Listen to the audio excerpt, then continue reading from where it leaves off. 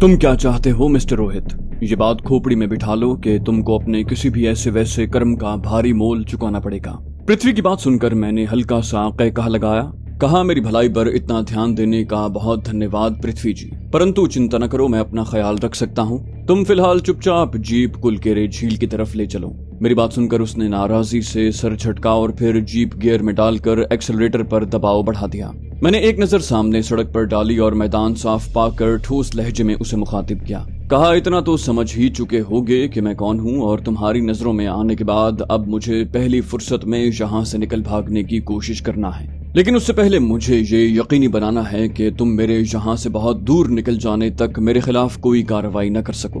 परंतु अगर इस बीच तुमने कोई दाव पेच आजमाने की कोशिश की तो मैं तुरंत तुम्हारी खोपड़ी उड़ा दूंगा और मुझ पर विश्वास करो, मुझे दूसरी गोली चलाने की जरूरत नहीं पड़ेगी। उसने सड़क से नजरें हटाकर मुझे देखा और फिर गंभीर लहजे में बोला, तुमको इतना तो पता होगा कि यहाँ पहुँचने के पहले दिन से तुमको शक की निगाह से देखा गया था और तुम्हारी फाइल बनाकर सारी जानकारी उसमें इकट्ठी की जा रही है। हम दोनों शाम तक वापस नहीं पहुँचे तो तुरंत हमारी खोज में टीमें निकल पड़ेंगी। तुम इतने सहज रूप में यहाँ से नहीं भाग कर जा सकते।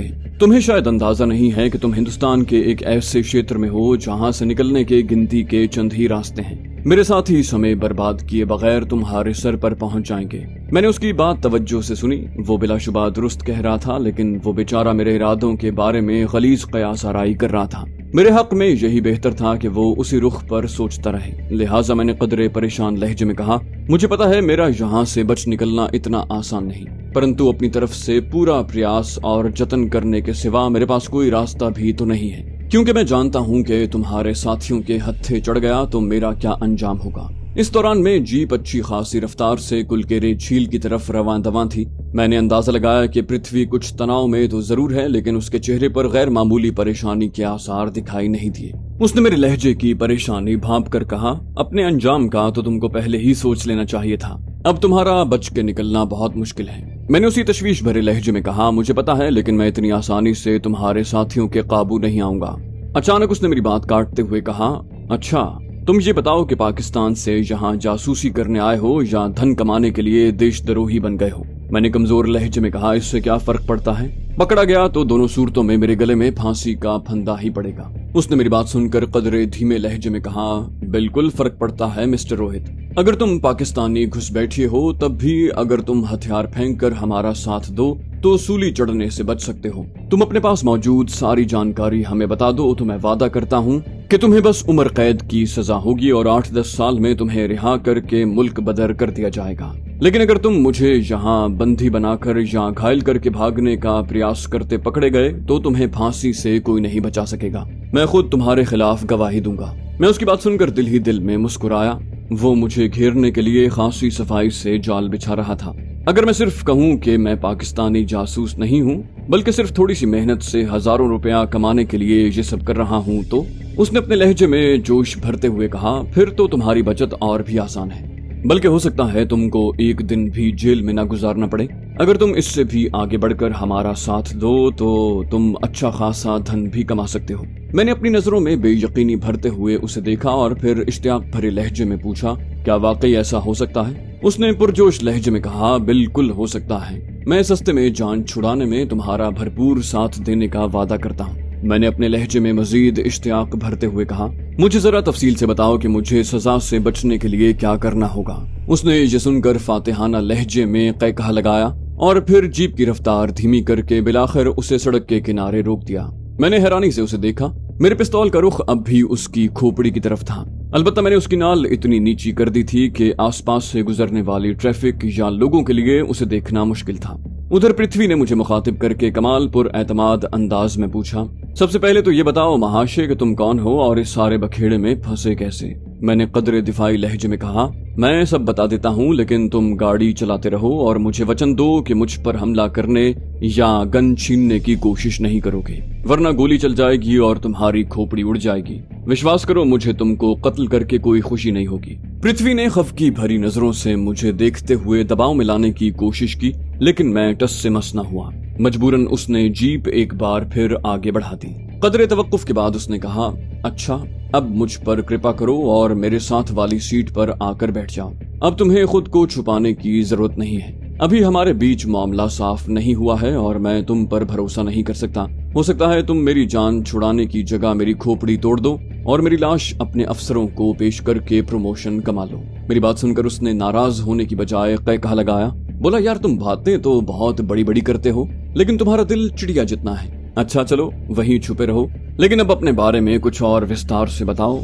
मुझे तुम्हारे बचाव के पैंतरों पर सोच विचार करनी है। मैंने यूं जाहिर किया जैसे मैं अपने जहन पर जोर डाल रहा हूं और पहले से तराशी हुई कहानी सुनाने लगा कि कैसे मैं अपना सब कुछ छोड़कर मुल्क के बंटवारे के वक्त कराची से हिंदुस्तान आया था, लेकिन यहाँ मेरे खानदान के साथ अच्छा सलूक नहीं किया गया और मेरी लाखों की जायदाद के बदले आज तक कुछ अलॉट नहीं किया गया और मैं बरसों से ऑटो चलाकर बमुश्किल अपने खानदान का पेट पाल रहा हूँ। इसी दौरान मुझे एक अजनबी टकराया जिसने मेरी अलमनाक दास्तान से मुतासिर होकर मुझे भारी मुआवजे पर अपने लिए कुछ जिम्मेदारियां निभाने की पेशकश की और एक बार फिर खुशहाली की जिंदगी पाने पर मैंने देश प्रेम के ढकोसले पर यकीन छोड़ दिया।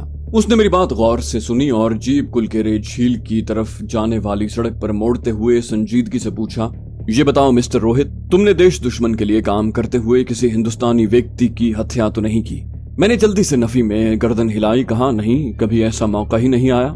मेरा निशाना अच्छा है, लेकिन किसी मनुष्य की जान लेकर मुझे कोई खुशी नहीं होगी। उसने खुश होकर कहा, ये तो बहुत सौभाग्य की बात है। मैं तुम्हें विश्वास दिलाता हूँ कि तुमको सारी कठिनाइयों से छुड़ाकर वापस साधारण जीवन की तरफ ले आऊंगा। अभी चलकर झील किनारे बैठते हैं। तुम विस्तार से मुझे बताओ कि हिंदुस्तान का बुरा चाहने वाले तुमसे कौन कौन से काम लेते रहे हैं। उसके बाद तुम मेरे साथ हेडक्वार्टर चलना।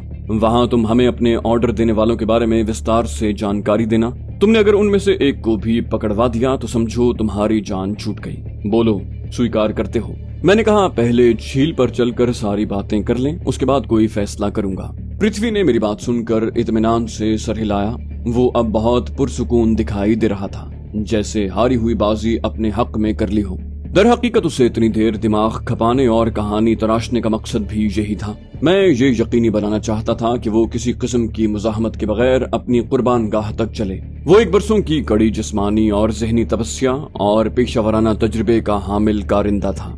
उसे यकीन हो जाता कि उसकी मौत सर पर मंडला रही है तो वो किसी भी वक्त मौका ताक कर मेरे खिलाफ कार्रवाई कर सकता था, चाहे अपनी इस कोशिश में ही मेरे हाथों मारा जाता। लेकिन ऐसी किसी हरकत के नतीजे में मेरे लिए जबरदस्त मुश्किलात खड़ी हो सकती थी और यही मैं नहीं चाहता था। मेरी ख्वाहिश थी कि उसे अपने मंसूबे पर अमल करते हुए ठिकाने लगाऊं, इस तरह के सांप भी मर जाए और लाठी भी न टूटे।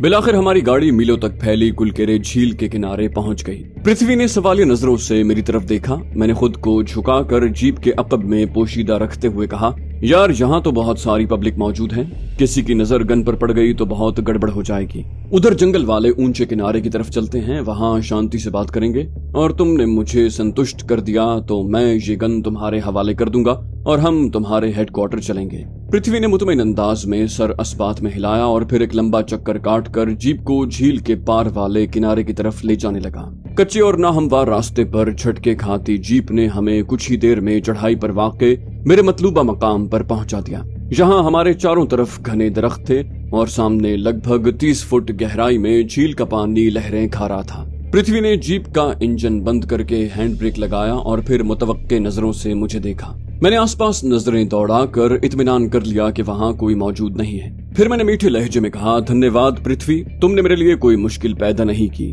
मैं इस दौरान में जीप की अगली नशिस्त पर पृथ्वी के बगल में आकर बैठ चुका था। अलबत्ता मेरे पिस्तौल की नाल ने बदस्तूर उसे निशाने पर ले रखा था और मैं गोली चलाने के लिए बिल्कुल तैयार था। कुछ इंतजार के बाद उसने बेताबी से कहा, यार अब किस बात का इंतजार कर रहे हो? बताना शुरू करो कि ये सब कैसे शुरू हुआ। मैंने उसकी बात सुनकर मुस्कुराते हुए कहा, पहले तुम ये बताओ कि लांबा के गंदे धंधों में तुम्हारा कितना हिस्सा है। मेरी बात सुनकर हस्बे तवक्को उसे हैरत का झटका लगा। उसने चौंक कर फटी फटी आंखों से मुझे देखा और फिर हकलाते हुए बोला, ये तुम क्या बक रहे हो? तुमने लांबा जी के लिए ऐसी बात करने की जुर्रत कैसे की? और तुम तो अपने करतूत बताकर हथियार डालने वाले थे, परंतु अब तुम कुछ और ही बोली बोल रहे हो। ये सब चक्कर क्या है? मैंने पिस्तौल की नाल का रुख उसकी खोपड़ी से सीने की तरफ करते हुए कहा, मेरे पास तुम्हारे होश उड़ाने के लिए बहुत कुछ है, लेकिन सब कुछ बताने के लिए वक्त बहुत कम है। बस इतना समझ लो कि तुम और तुम्हारा लांबा जो कुछ मेरे बारे में सोच रहे हैं, मामला उससे बिल्कुल उलट है। मैं दुश्मन मुल्क का जासूस नहीं हूँ, बल्कि मुझे राजधानी से यहाँ के बिगड़े हुए मामलों की जासूसी के लिए यहाँ भेजा गया है। पिछले 1-1.5 साल से मुसलसल एयर कमोडोर मिश्रा और लांबा के खिलाफ तरह तरह की शिकायतें पंडित नेहरू, इंदिरा गांधी और कृष्णा मेनन के पास पहुंचती रही हैं। बेंगलोर एयरबेस हिंदुस्तान एयरफोर्स के लिए कितना महत्वपूर्ण है, उसकी रोशनी में उनका फिक्रमंद होना लाजमी था। लेकिन वो सब आखिर इस नतीजे पर पहुंचे कि आम सरकारी जांच पड़ताल से सच का पता नहीं लगाया जा सकता। मैंने अपनी बातों का असर जांचने के लिए पृथ्वी का बगौर जायजा लिया। वो हैरत से मुंह खोले मेरी बातें सुन रहा था। मैंने पुरएतमाद लहजे में कहा, तुम्हें जानकर हैरत होगी कि इस सारे मामले में एयर चीफ एसपी इंजीनियर की भी आशीर्वाद शामिल है और इसीलिए उन्होंने मेरे लिए खास सिक्योरिटी पास जारी किया है और मुझे मिस्टर कर्ट टैंक के साथ यहाँ भिजवा दिया। ये अलग बात है कि इतनी गैर मामूली अहमियत मिलने पर मैं तुम सब लोगों की नजर में मशकूक बन गया, परंतु मुझे अपनी जासूसी होने पर फिक्रमंद होने की क्या जरूरत है। बात समझ में आई कुछ? मैंने पृथ्वी के चेहरे का रंग बदलते देखा, लेकिन मैं जो कुछ बता रहा था वो उसके लिए इतना अकल हैरान कर देने वाला था कि उसके लिए यकीन करना आसान नहीं था। मैंने उसकी हालत से लुत्फानंदोज होते हुए बात आगे बढ़ाई। कहा, मैंने अब तक जो जांच पड़ताल की है उससे इन इल्जामात और शिकायत की बहुत हद तक तस्दीक हो चुकी है जो कमोडोर मिश्रा और उसके चेले चांटों के करतूतों के बारे में दिल्ली सरकार तक पहुंचती रही हैं। मैंने सबूत हासिल कर लिए हैं कि लांबा ने अपने ताकतवर ओहदे की आड़ में नारियों की सप्लाई का बहुत बड़ा नेटवर्क कायम कर रखा है और उसे कमोडोर मिश्रा की पूरी सरपरस्ती हासिल है। ये टोला अपने गंदे धंधों से भारी माल समेट रहा है और साथ साथ एयरफोर्स के छोटे बड़े अफसरों में भी इखलाकी बेराहरवी फैला रहा है। पृथ्वी के तासुरात बता रहे थे कि मेरे इंकशाफात उस पर मतलूबा नताइज मुरत्तब कर रहे हैं। मैंने अपनी जमाई हुई ईंटों पर मसाले की एक और तह चढ़ाते हुए कहा, अब बात चल ही निकली है तो मुझे ये बताने में भी कोई हर्ज नहीं है कि मैं कमोडोर मिश्रा और लांबा के अय्याशी के अड्डे, नंदीपुरा फॉरेस्ट गेस्ट हाउस में होने वाली रासलीला के बार बार होने वाली पार्टियों के बारे में भी छानबीन कर चुका हूँ और ये सब रिपोर्ट्स प्राइम मिनिस्टर हाउस पहुंच चुकी हैं। मुझे लगा कि पृथ्वी नामी वो कला ढह जाने के बिल्कुल करीब है। वो इस तरह गहरे गहरे सांस ले रहा था जैसे तवील चढ़ाई चढ़कर वहां पहुंचा हो। बिलाखिर मैंने खामोश होकर उसे बोलने का मौका देना मुनासिब समझा। उसने अल्फाज के चुनाव में खासा वक्त लिया और फिर अपना लहजा मजबूत बनाने की नाकाम कोशिश करते हुए कहा, जो कुछ तुम कह रहे हो वो मेरी समझ से बाहर है। मैं सिर्फ तुम्हारे ये सब कहने पर विश्वास नहीं करता। तुम पहले कुछ और कथा सुना रहे थे, अब बिल्कुल ही अलग और चल पड़े हो। इससे साफ पता चल रहा है कि तुम बहुत बड़े बहरूपी हो और मुझे अपनी बातों के जाल में फंसाकर मूर्ख बनाना चाहते हो। मैंने उसकी बात सुनकर कैकहा लगाया और पिस्तौल की नाल का रुख उसकी पेशानी के वस्त की तरफ करते हुए कहा, इस गन के होते हुए मुझे अपनी सफाई पेश करने की कोई जरूरत नहीं है।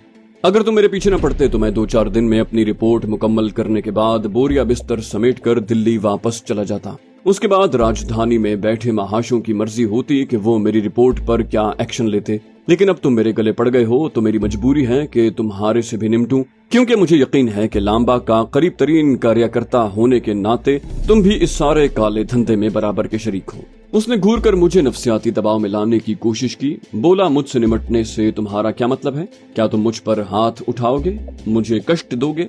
तुम जानते हो ना कि मैं एक आला सरकारी अफसर हूँ और अपनी ड्यूटी पूरी करने के लिए तुम्हारे पीछे आया हूँ। मैं केवल ऑर्डर पूरा कर रहा हूँ, तुमसे मेरी कोई दुश्मनी नहीं। जाहिर है मैं उसकी भारी भरकम बातों से कहाँ मरूब होने वाला था। मैंने मुस्कुराते हुए कहा, मुझ पर अपने ऊंचे सरकारी ओहदे की धौंस जमाने की कोशिश न करो। ना ही मुझे तुम्हारी तरफ से कोई सफाई चाहिए। तुम्हें यहाँ घेर कर लाने का मकसद सिर्फ ये है कि तुम मेरे काम में रुकावट न बन सको। मुझे अच्छी तरह पता है कि इस सारे गंदे धंधे के मुख्य व्यक्ति तो कमोडोर मिश्रा और लांबा ही हैं, लेकिन वो तो सिर्फ ऑर्डर देते हैं। असल कार्यकर्ता तो तुम जैसे मातहत ही है ना।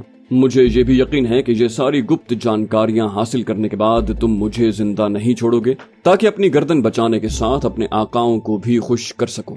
उसने मेरी बात सुनकर एहतजाज से भरपूर लहजे में कहा, मुझे सिर्फ तुम्हारी गतिविधियों पर गुप्त रूप से नजर रखनी थी और वापस जाकर अपनी रिपोर्ट जमा करवानी थी। इससे आगे मुझे कुछ नहीं करना था। अगर कमोडोर मिश्रा या लांबा कोई ऐसा वैसा धंधा कर भी रहे हैं तो मुझे उसकी जानकारी नहीं है और ना मेरा इसमें कोई हाथ है। मैंने उसकी बात सुनकर तंजिया मुस्कुराहट के साथ उसकी आंखों में झांका। कहा, मुझसे मजाक न करो यार। लांबा के करतूतों की बेंगलोर एयरबेस का बच्चा बच्चा जानकारी रखता है। खुद सरस्वती मैडम वेश्य मंडी चलाने पर खुलकर लांबा को मेरे सामने धुतकारती रहती हैं। उनकी नौकरानी सुकुंती ने खुलकर माना है कि लांबा उससे धंधा करवाता है और एक बार उसे फॉरेस्ट गेस्ट हाउस की सेक्स पार्टी में भी ले जा चुका है। लेकिन तुम गुप्त कार्यालय के इतने सीनियर अफसर होने के बावजूद सारे घपले से बेखबर हो।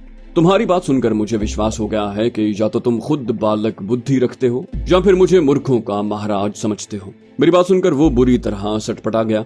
बिलाखिर उसने हकलाते हुए कहा, मेरा विश्वास करो। मैंने उसकी बात काटते हुए कहा, देखो मिस्टर पृथ्वी, मेरी ये रिपोर्ट ऊपर पहुंचेगी तो सिर्फ कमोडोर मिश्रा और लांबा नहीं फंसेंगे, उनके आलयकार बनने वाले सारे कारिंदों की गर्दन भी शिकंजे में आएगी। और मुझे विश्वास है कि इनमें सबसे पहला नाम तुम्हारा होगा। मैं जानता हूं कि तुम जैसे कारिंदे शायद मुफ्त के धन के लोभ में अंधे होकर इस धंधे में शामिल हो गए होंगे, परंतु तुम जैसे मूर्खों को ये नहीं पता कि ये सिर्फ कानूनी अपराध नहीं है। अगर ये करतूत साबित हो गए तो तुम सबको 2-4 साल कैद की सजा नहीं होगी, बल्कि तुमको कोर्ट मार्शल का सामना करना पड़ेगा और सबके विरोध में राजद्रोही की कार्रवाई होगी। और मुझे विश्वास है कि इस घपले के सब मुख्य व्यक्तियों को फांसी की सजा भुगतनी पड़ेगी।